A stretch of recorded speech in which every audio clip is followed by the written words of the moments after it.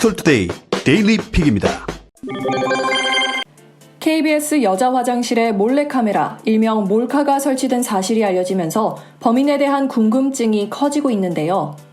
일단은 KBS 공채 출신 개그맨이 이런 일을 벌인 것으로 추측되고 있습니다. 헌데 이 개그맨은 자신이 설치한 몰카에 본인이 찍혀 덜미를 잡힌 것으로 알려졌는데요. 조선일보는 범인으로 간주되는 A씨가 KBS 본사 건물 여자 화장실에 불법 설치해 이틀간 촬영한 몰카 영상에는 A씨 자신의 모습도 등장한다고 보도했습니다. A씨는 몰카가 제대로 작동되는지 등을 확인하기 위해 자신의 얼굴을 비춰본 것으로 알려졌다고 하네요. A씨는 지난달 중순 인터넷 중고거래 사이트를 통해 보조 배터리 모양의 몰카를 구입하고 이를 KBS 본사 건물 여자 화장실 칸에 설치된 선반에 이틀간 올려뒀습니다. 몰카 설치 이틀째인 지난달 29일 밤 한 KBS 소속 PD가 이 몰카를 발견해 경찰에 신고했습니다. 출동한 경찰이 몰카에 저장된 영상에서 A씨의 모습을 확인하고 신원을 추적하자 A씨는 1일 새벽 자수했다고 하네요. A씨가 몰카를 설치한 곳은 개그 프로그램 개그 콘서트 연습실 등이 입주해 있습니다. 신고가 접수된 날은 곧 장기 휴방에 들어갈 개그 콘서트 출연진이 휴방을 앞두고 마지막 연습을 위해 모인 날이었다고 하네요. 한편 KBS는 해당 개그맨이 KBS 직원이 아니라고 선을 그었다가 여성단체 등의 반발이 이어지자 커다란 책임감을 느끼고 있다고 한 발 물러섰습니다. KBS의 개그맨 공채 시험은 합격자들이 1년간 KBS와 전속 계약을 체결하는 조건인데요. 이후부턴 공채 기수를 토대로 프리랜서 개념으로 활동하게 됩니다. KBS는 A씨에게 KBS 희극인 6등급을 부여하고 해당 등급에 따른 출연료를 지급해왔는데요.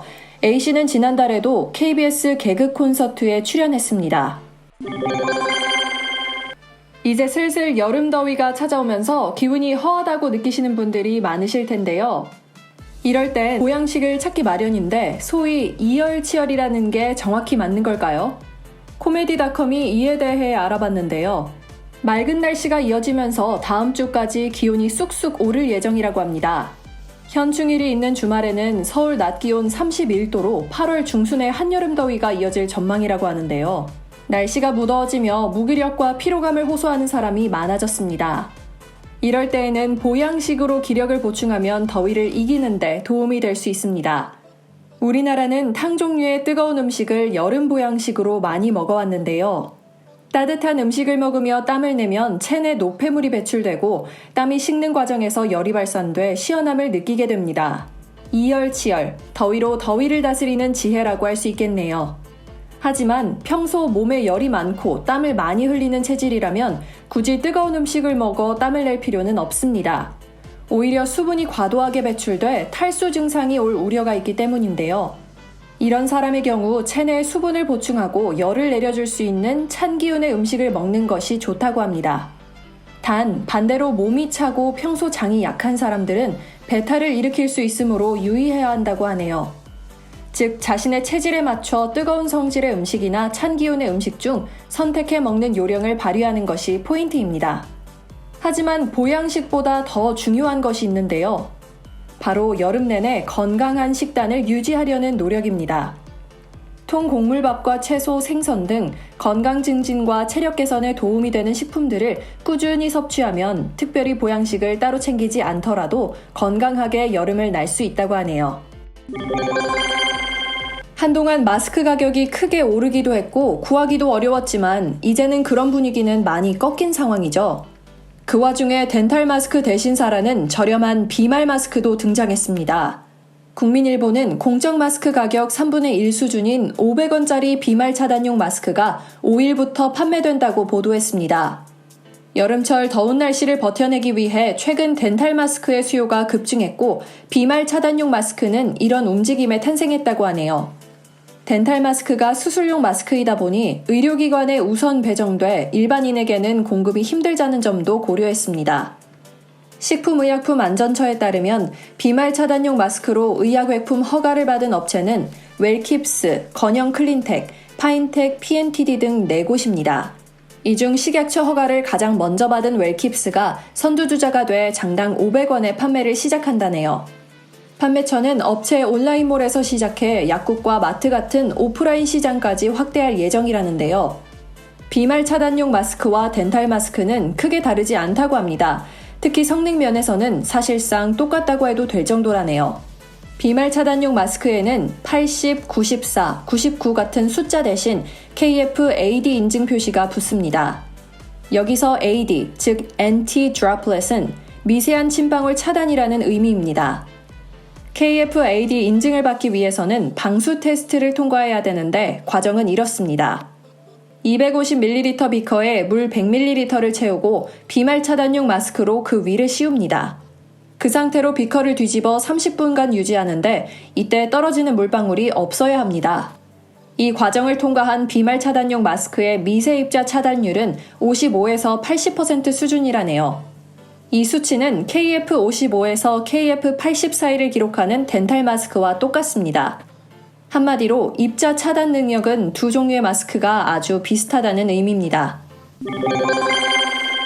이동통신업계에서는 불법 보조금 이슈는 끊이질 않고 고질적으로 터지곤 하죠. 헤럴드 경제는 5세대 즉 5G 통신 불법 보조금에 대한 방송통신위원회의 첫 제재가 임박했다고 보도했습니다. 방통위는 4일부터 SK텔레콤, KT, LG U+ 등 이동통신 3사와 유통판매점에 5G 불법 보조금 조사 결과에 대한 사전 통지서를 발송하고 의견 조회를 시작한 것으로 확인됐습니다. 다음 달 방통위 전체 회의에 관련 건을 상정하고 이르면 다음 달 초 최종 징계 수위를 확정한다네요. 의견 조회는 방통위가 제재 수준을 확인하기 전 법 위반 사항 등 조사 결과를 전달하고 의견을 듣는 과정인데요. 제재 결정의 마지막 단계입니다. 방통위 측은 4에서 5일 이틀 동안 공문 발송을 완료하고 다음 달 초 늦어도 중순까지는 전체 회의에 안건을 올릴 계획이라고 밝혔습니다. 앞서 지난해 5G 상용화와 함께 불법 보조금 살포가 극심해지자 방통위는 지난해 4에서 8월 관련 조사를 진행했습니다. 시장 감시와 활성화 사이에서 방통위의 고심도 깊다는데요. 폭탄급 과징금 처분이 내려질지 이동 3사도 바짝 긴장하고 있습니다. 시장 관심은 제재 수준입니다. 코로나19로 인해 통신시장 침체가 극심한 만큼 방통위가 폭탄급 과징금을 부여하기는 쉽지 않을 것이라는 관측에 무게가 실립니다.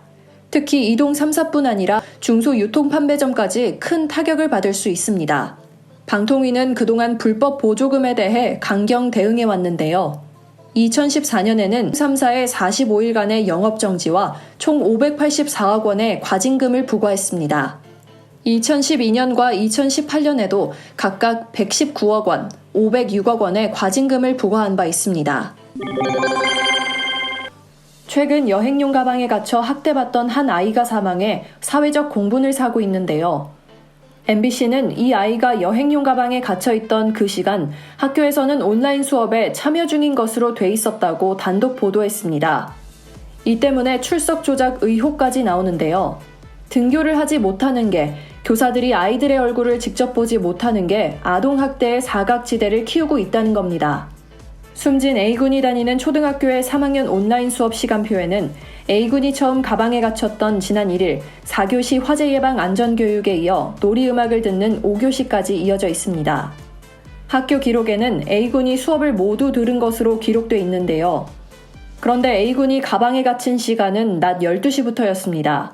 아동학대 현장을 감추기 위해 A군이 수업을 듣고 있는 것처럼 조작한 게 아니냐는 의심이 드는 대목입니다. 개학 연기와 온라인 수업은 A군에 대한 학대가 은폐되는 시간이었습니다. 석 달 동안 학교 선생님들은 A군의 얼굴을 한 번도 못 봤는데요. 담임교사가 매주 아이 안부를 묻기는 했지만 아이가 잘 지낸다는 답이 돌아오면 학교 측은 그걸 그대로 믿었습니다. 학대 의혹이 있는 아이들의 상태를 파악하기 힘든 건 다른 학교도 마찬가지입니다. 실제 올해 1분기 학교 교사 등이 신고한 아동학대 건수는 작년보다 무려 73.3%나 줄었습니다. 학대가 줄어든 게 아니라 학대가 1차 감시자인 교사들의 눈에 띄지 않고 보이지 않는 곳에서 이뤄진 겁니다. 그러는 사이 오히려 학대를 견디다 못해 아이가 스스로 신고하는 건수는 더 늘었습니다. 지난 4월 서울 상도동에서도 이미 2달 전 숨진 초등학생의 시신이 그나마 원격 수업을 시작하고서야 발견되기도 했습니다. 행복한 하루 디지털투데이였습니다.